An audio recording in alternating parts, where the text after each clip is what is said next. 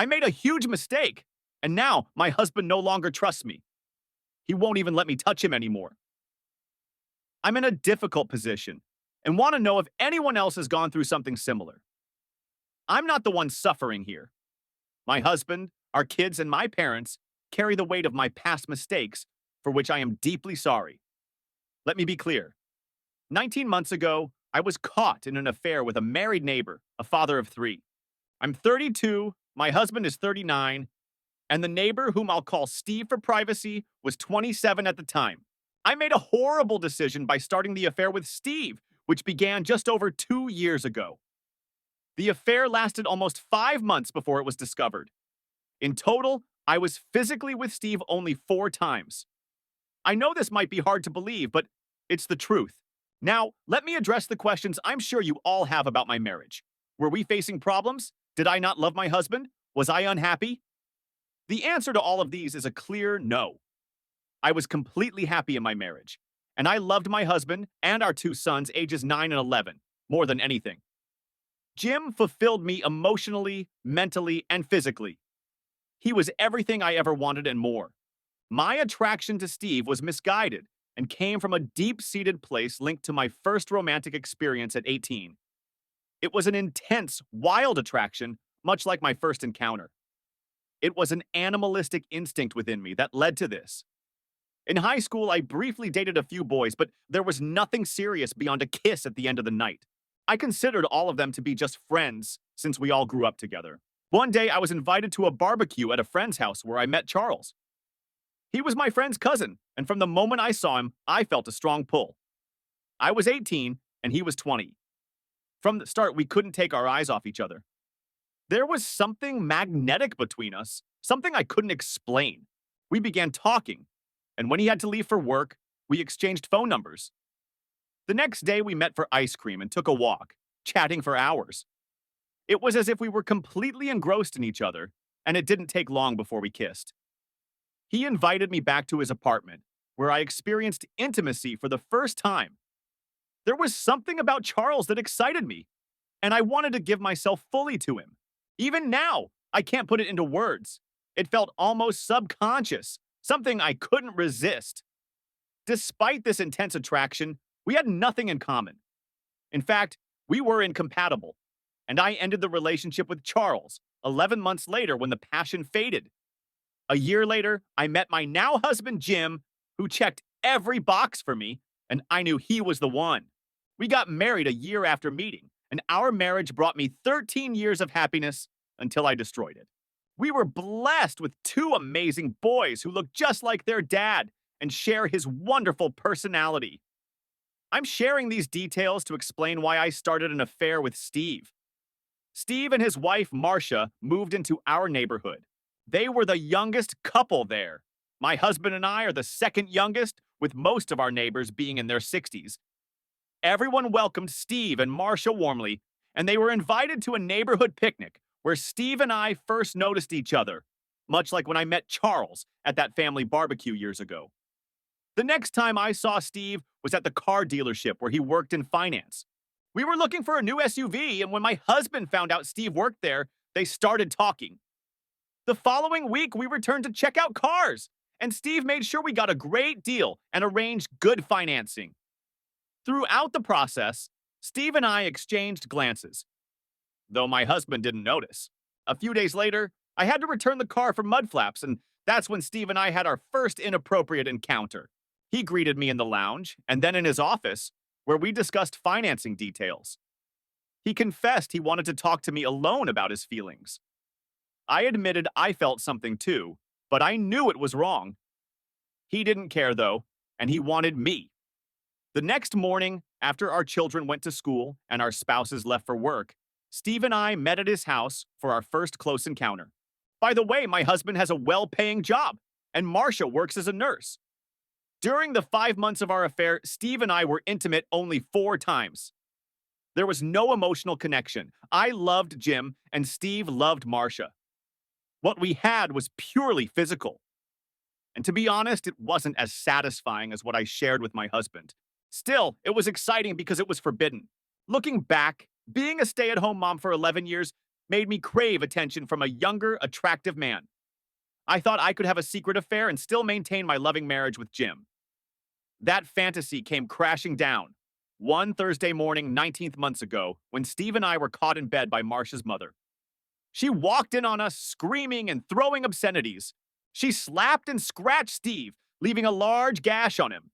And she hit me in the jaw and pulled out handfuls of my hair. I grabbed my clothes and left in a hurry. When I got home, I was in complete shock, and the reality of my actions hit me. I realized my perfect marriage with Jim could be over because of what I had done.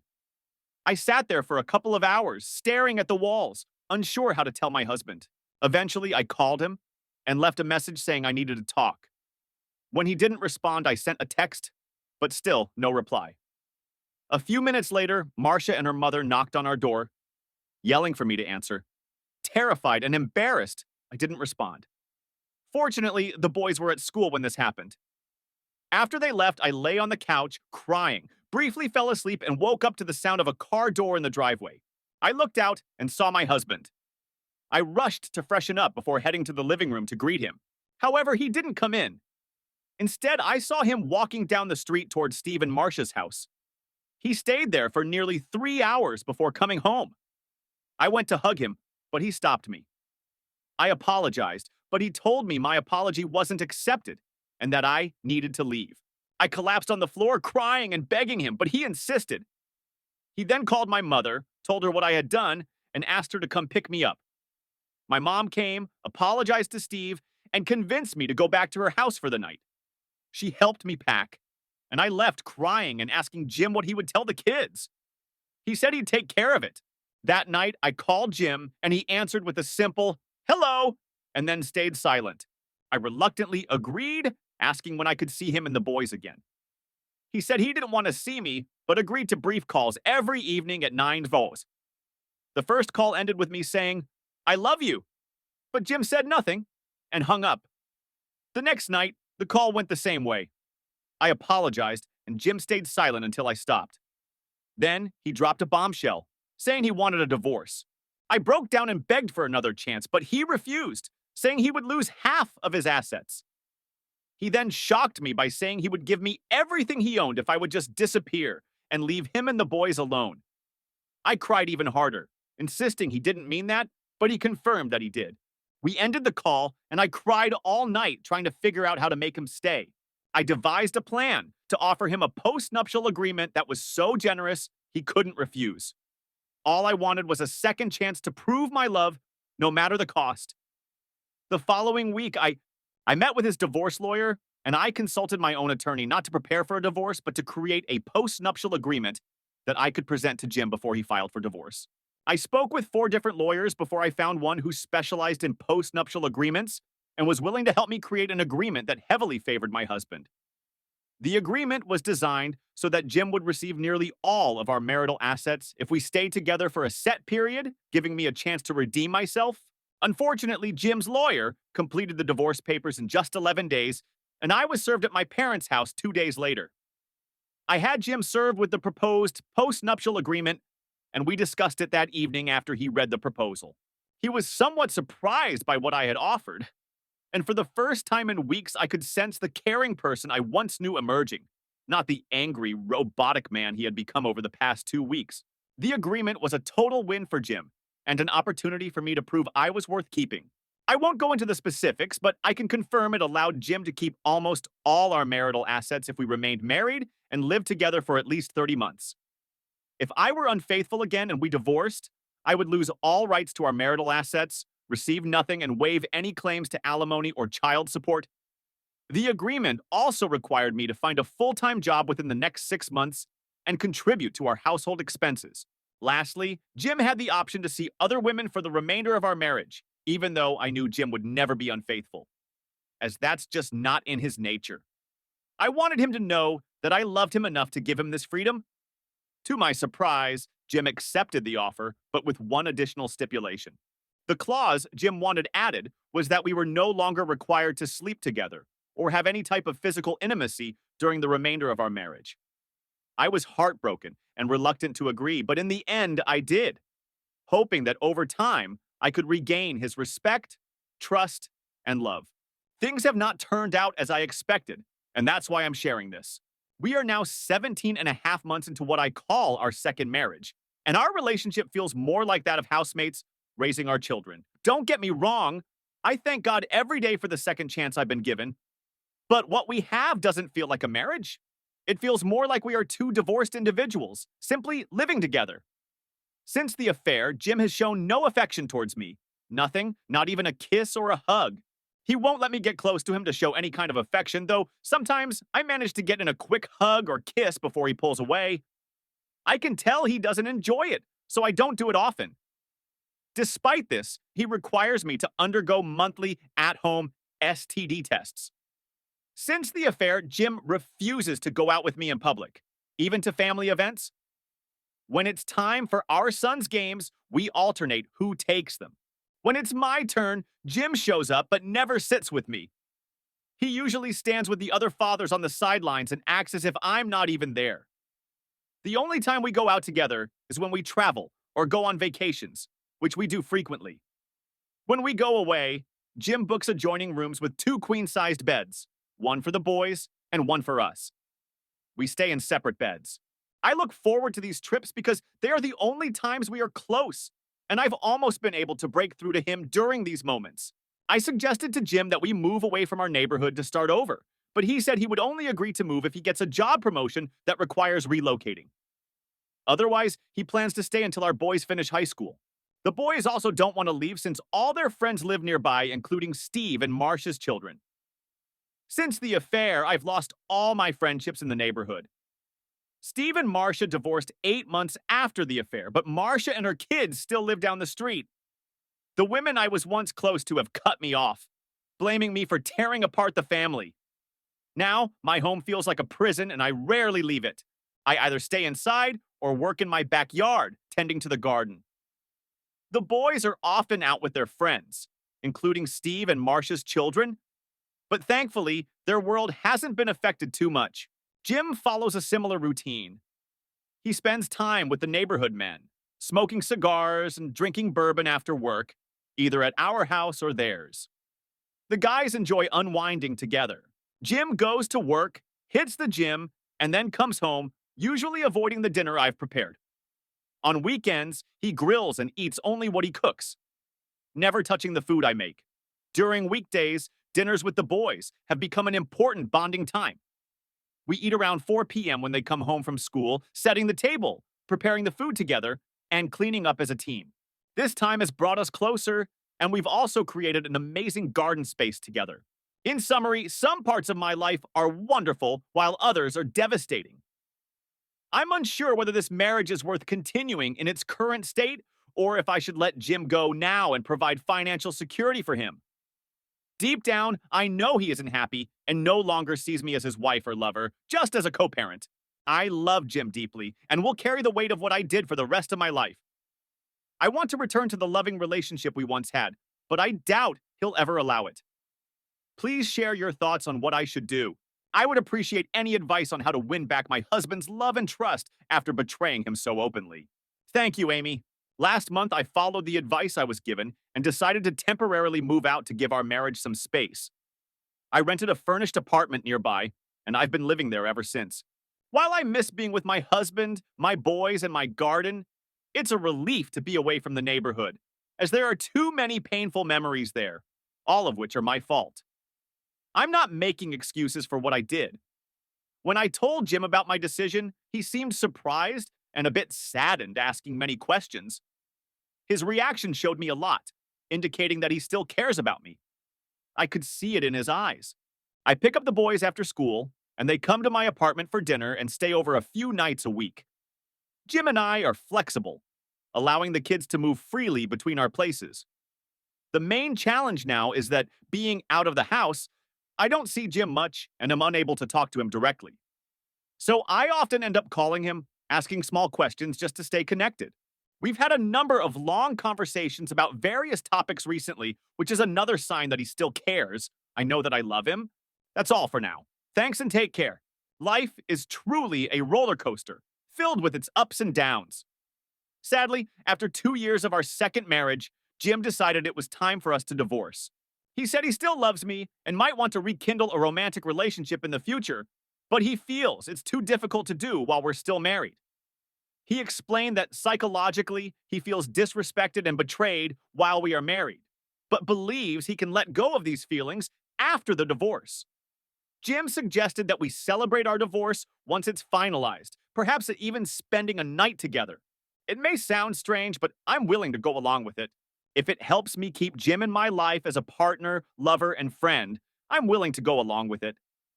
Jim has made it clear that even if we reconnect, remarriage won't be on the table. He feels that a formal contract isn't necessary if we truly love each other. And I agree with him on that. However, I do wish there was a way to move forward without the need for divorce. Regarding the divorce itself, I've decided to let him keep 75% of our marital assets, even though he hasn't met the conditions outlined in the postnup. I won't seek alimony or child support. Some may criticize my generosity, but I feel he earned the money and would have given it all to me had I remained loyal. I'm at peace with this decision and know that I can live comfortably for at least 8 more years without needing to work. Right now, I'm employed, so things are even better financially. I want to offer some advice to women who might struggle with temptation as I have. My suggestion is simple: resist it. The excitement is not worth the risk. If controlling your impulses is tough, consider seeking professional help. From my experience, the brief high is never worth the lasting damage to love, trust, and respect. I'm a 32-year-old man, married to Kat, and we've been together for 2 years, having dated for 2 years before tying the knot.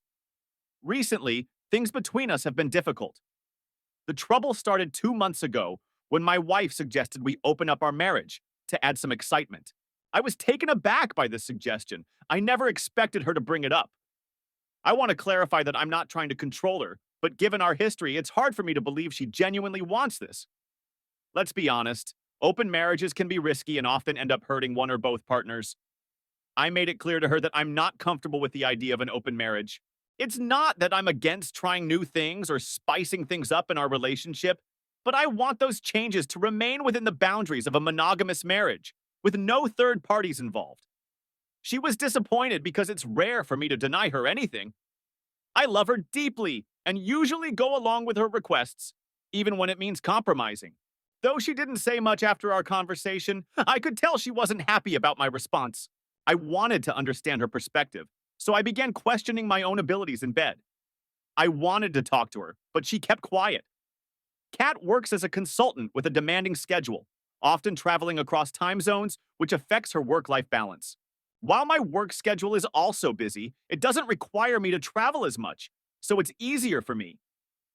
Because of her work, I couldn't discuss my concerns with her, and I blamed myself for impulsively saying no. I should have asked for more details before making a decision, and I felt terrible about it. Nearly 2 weeks later, I came home early from work and decided to cook her favorite meal. She appreciated the gesture, and we spent some quality time together. I saw this as a good opportunity to revisit her suggestion about an open marriage. However, when I brought it up, she became frustrated, accusing me of playing mind games. I wasn't trying to trick her.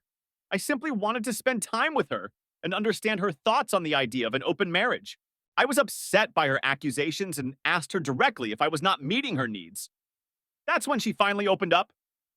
She told me about some interns in her office, fresh out of college, who frequently party and hook up with each other. Their stories about their adventurous lives led her to consider the idea of an open marriage. She admitted feeling a fear of missing out when she heard her young colleagues talk about their exciting experiences. I listened carefully and understood her feelings. It's natural to be influenced by such tempting things. I told her that I wasn't comfortable with the idea of an open marriage because I value our relationship. Our bond means a lot to me. Before I met Kat, I also lived a carefree, wild life in my 20s, doing many of the things her colleagues now talk about. But I went through the emotional challenges that come with that lifestyle. The excitement eventually fades, leaving behind emptiness. When I met Kat, I found comfort and stability, and I didn't want to return to my old way of life. We got married, and I envisioned a future with her, growing old together and having a family. I shared my thoughts with her about the open marriage and suggested we reconsider if she was truly interested. She immediately denied it, but I thought she understood my point. Everything seemed fine for a few days, but after about a week, her behavior changed. She began acting cold, attributing it to work stress. Recently, she has been throwing tantrums over trivial things and mocking me for being outdated. When I asked her about it, she explained that I'm too stubborn in holding on to my beliefs and not keeping up with trends. I questioned what she meant by following trends because I stay updated on fashion, music, and even web series. When I asked if my resistance to an open marriage was bothering her, she simply nodded, which left me confused. During this time, her work schedule became even busier with more late nights. At first, she would only be gone a few days a month, but now she comes home late almost every other day, sometimes even at dawn. When I confronted her about this, she said she was working towards a promotion, wanting to prove her worth for the position. While I admire her ambition, I'm wary of the situation. Honestly, I'm reluctant to entertain negative thoughts or jump to conclusions. Yesterday, something happened that led me to share my feelings and seek advice from others. I got home earlier than usual and decided to make Kat's favorite lasagna for dinner, despite her late night plans. I messaged her to let her know, and she replied that she'd be late, maybe even after midnight. This dampened my enthusiasm, and I spent the next hour playing video games, feeling hungry, but wanting to wait for her. I had an impulse to surprise Kat by picking her up from the office, something I had never done unless we had plans after work. Thinking it would be a nice gesture, I quickly drove to her office, a standalone building that was easy to spot. I waited outside for about 30 to 45 minutes, but by 12:30 a.m., there was still no sign of her. Worried, I went upstairs to ask at the reception. The office was still bustling with night shift workers, and the receptionist informed me that Kat had already left. I regretted the idea and drove home, only to find she wasn't there either. Concerned for her safety, cheating was the furthest thing from my mind. I was just worried about her well-being. It was too late to contact any of Kat's work friends, and since she had only joined the company 6 months ago, I didn't have their contact details.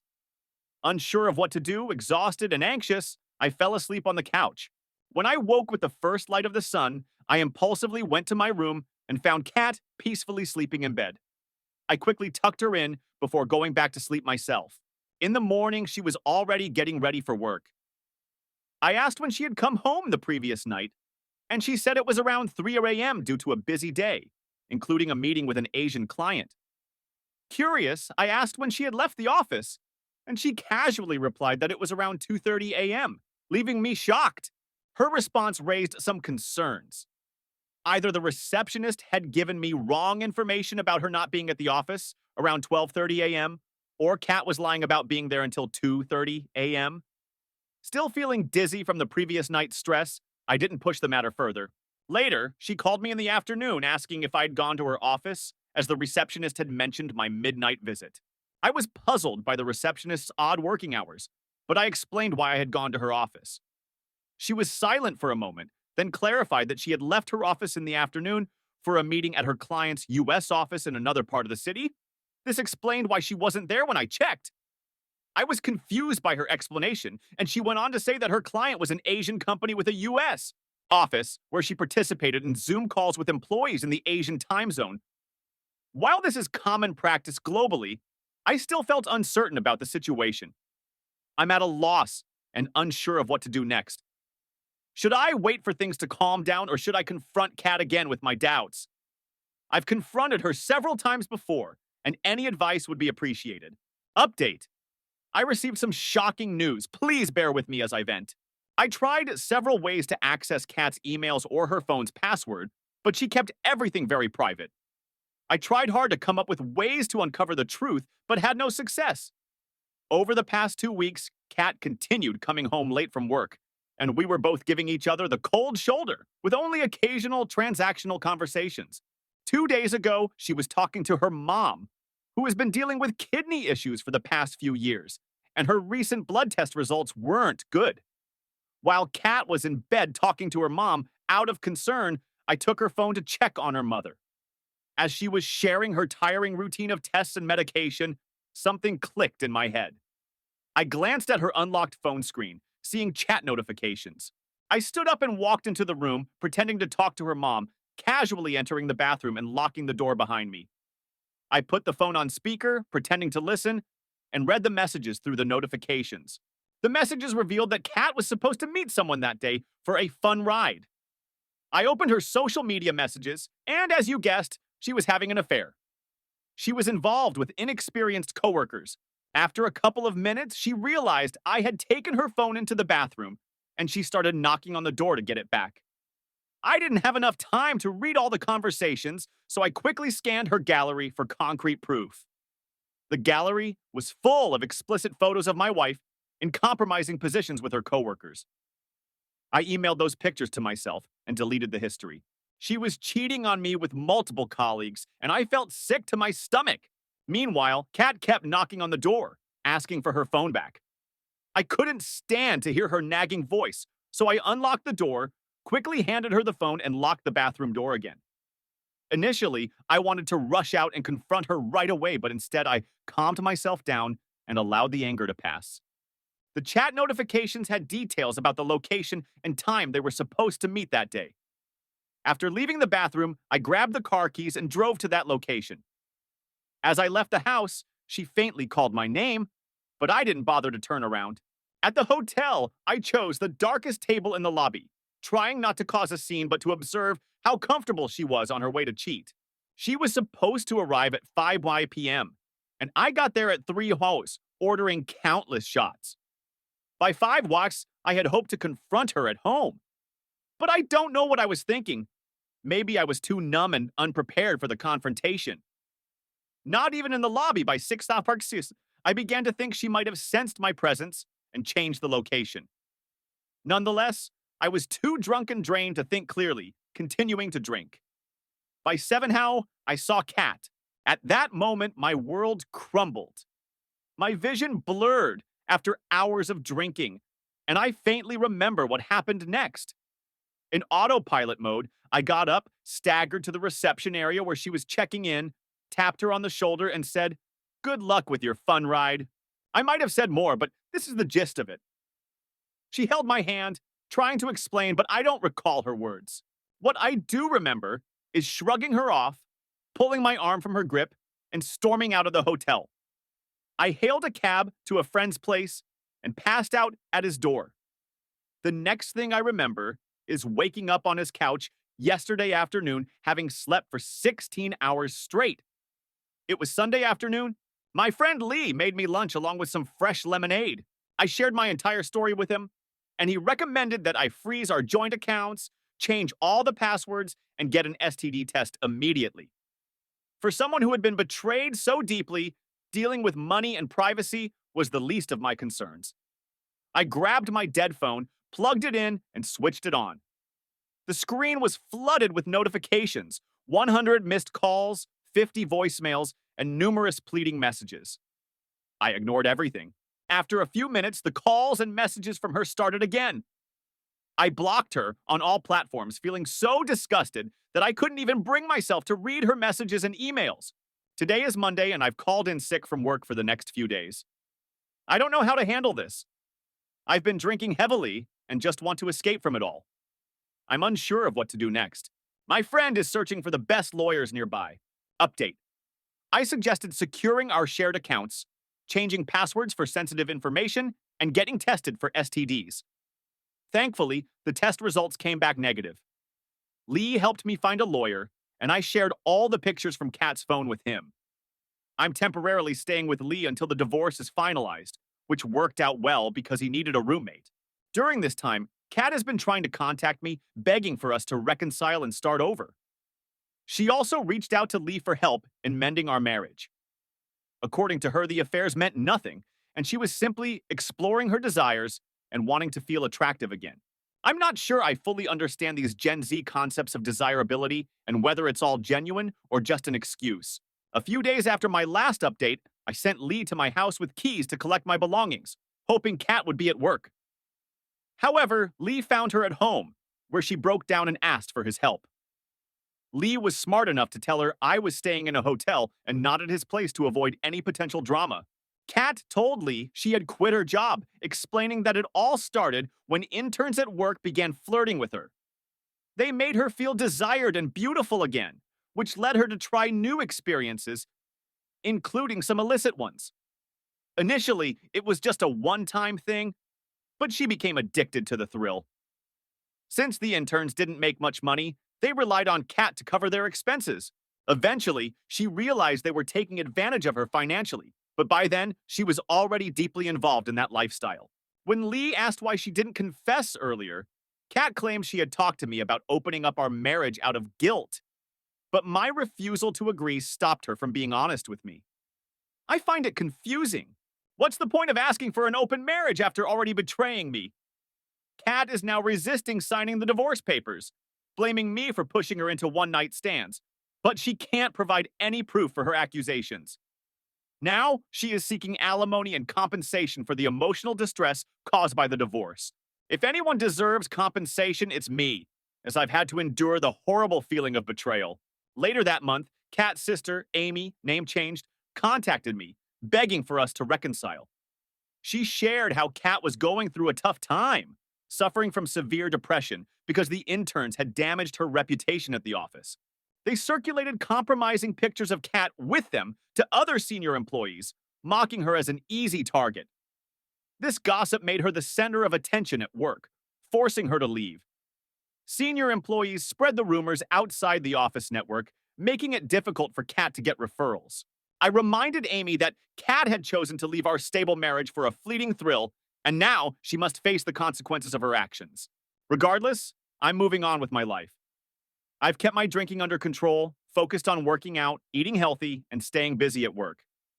The divorce proceedings are still ongoing despite Kat's resistance, but it has been delayed. My lawyer assures me it will be over soon.